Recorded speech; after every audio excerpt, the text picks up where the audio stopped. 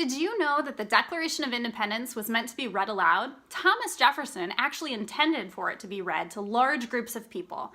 So that's why I'm going to be reading it to you all today out of my pocket Declaration of Independence and Constitution. So just a little background on the Declaration of Independence. It truly is the ultimate breakup letter.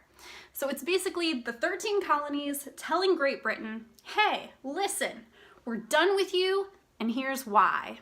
I actually saw a really funny meme that said Thomas Jefferson wrote the ultimate breakup letter. It's not you, it's us. Actually, it's you and us.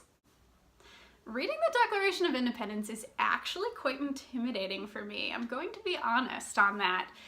I think it's because I want to make the Founding Fathers proud. I have so much respect for them, and I want to continue liberty so badly that my passion inside just makes me want to deliver things in the best way possible. So what I did to prepare for this video is I actually read over the Declaration of Independence many times last night. I looked up words in the dictionary that I didn't understand. I looked up how to pronounce those words. I looked up the background of the Declaration of Independence, why certain things were said, and it really helped me understand why the colonies were so upset at Great Britain. They had every reason to be upset at them, and I am so glad that they separated themselves from Great Britain. So in Beto O'Rourke fashion, I'm actually going to read the Declaration of Independence on top of my bed, because things are always better on higher surfaces, right? Just kidding. But honestly, I am wearing my Thomas Jefferson socks right now, so how could I read the Declaration of Independence without those? So if you can, definitely read along with me. I think it'll make the whole process of reading the Declaration of Independence a lot more meaningful if you can just follow along word by word, because there's a lot of information in this document. So I'm going to take a quick drink of some Liberty apple cider vinegar and water, because there's quite a bit to read in here, so it'll be a minute. But I hope you all enjoy. We're gonna have a fun time, and we're gonna learn a lot. The Declaration of Independence, July 4th, 1776. When in the course of human events it becomes necessary for one people to dissolve the political bands which have connected them with another, and to assume among the powers of the earth the separate and equal station to which the laws of nature and of nature's God entitle them, a decent respect to the opinions of mankind requires that they should declare the causes which impel them to the separation. We hold these truths to be self-evident, that all men are created equal, that they are endowed by their Creator with certain unalienable rights, that among these are life, liberty, and the pursuit of happiness, that to secure these rights, governments are instituted among men, deriving their just powers from the consent of the governed, that whenever any form of government becomes destructive of these ends, it is the right of the people to alter or to abolish it, and to institute new government, laying its foundation on such principles, and organizing its powers in such form as to them shall seem most likely to affect their safety and happiness. Prudence indeed will dictate that governments long established should not be changed for light and transient causes.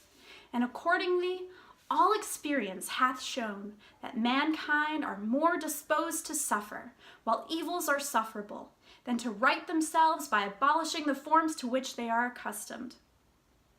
But when a long train of abuses and usurpations, pursuing invariably the same object, evinces a design to reduce them under absolute despotism, it is their right, it is their duty, to throw off such government and to provide new guards for their future security. Such has been the patient sufferance of these colonies, and such is now the necessity which constrains them to alter their former systems of government. The history of the present King of Great Britain is a history of repeated injuries and usurpations, all having in direct object the establishment of an absolute tyranny over these states. To prove this, let facts be submitted to a candid world. He has refused his assent to laws, the most wholesome and necessary for the public good. He has forbidden his governors to pass laws of immediate and pressing importance, unless suspended in their operation till his assent should be obtained. And when so suspended, he has utterly neglected to attend to them. He has refused to pass other laws for the accommodation of large districts of people, unless those people would relinquish the right of representation in the legislature, a right inestimable to them and formidable to tyrants only. He has called together legislative bodies at places unusual, uncomfortable, and distant from the depository of their public records for the sole purpose of fatiguing them into compliance with his measures. He has dissolved representative houses repeatedly for opposing with manly firmness his invasions on the rights of the people.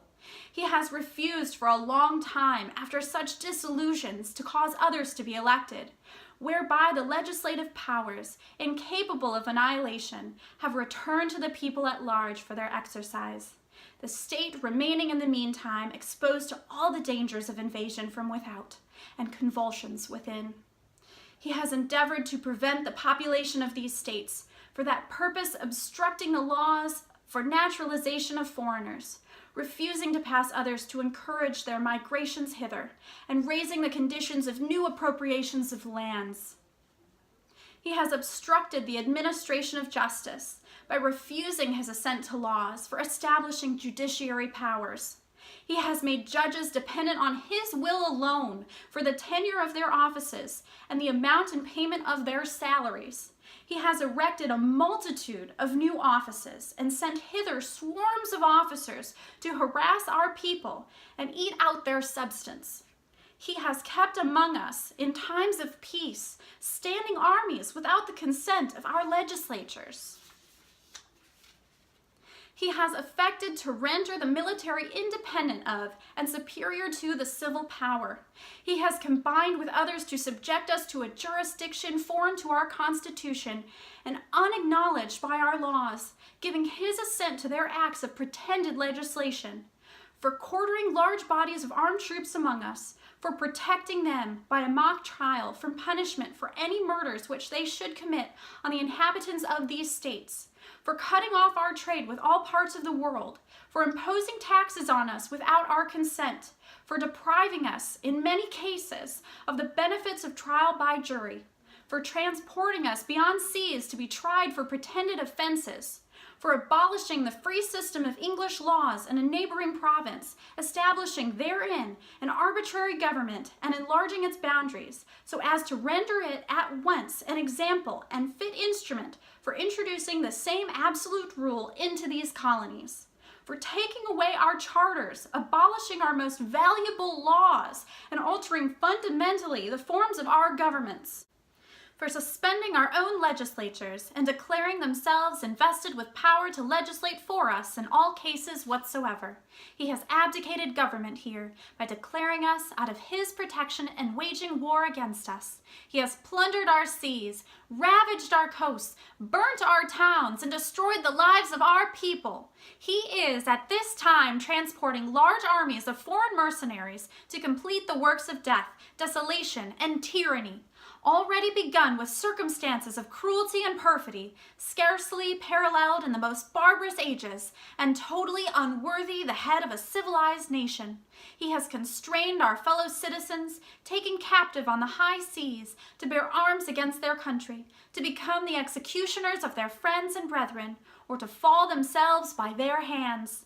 He has excited domestic insurrections amongst us, and has endeavored to bring on the inhabitants of our frontiers, the merciless Indian savages, whose known rule of warfare is an undistinguished destruction of all ages, sexes, and conditions. In every stage of these oppressions, we have petitioned for redress in the most humble terms. Our repeated petitions have been answered only by repeated injury. A prince whose character is thus marked by every act which may define a tyrant is unfit to be the ruler of a free people. Nor have we been wanting in attentions to our British brethren. We have warned them from time to time of attempts by their legislature to extend an unwarrantable jurisdiction over us. We have reminded them of the circumstances of our emigration and settlement here. We have appealed to their native justice and magnanimity, and we have conjured them by the ties of our common kindred to disavow these usurpations which would inevitably interrupt our connections and correspondence. They too have been deaf to the voice of justice and of consanguinity. We must, therefore, acquiesce in the necessity which denounces our separation, and hold them, as we hold the rest of mankind, enemies in war, in peace, friends.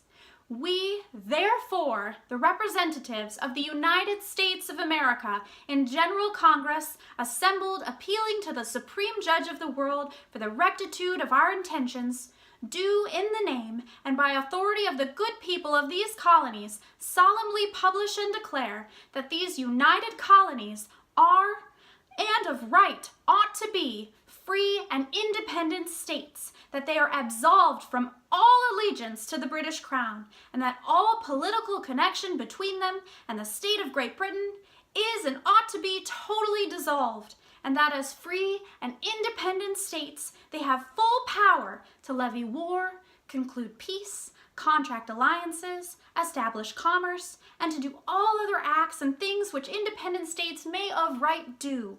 And for the support of this declaration, with a firm reliance on the protection of divine providence, we mutually pledge to each other our lives, our fortunes, and our sacred honor. Thank you.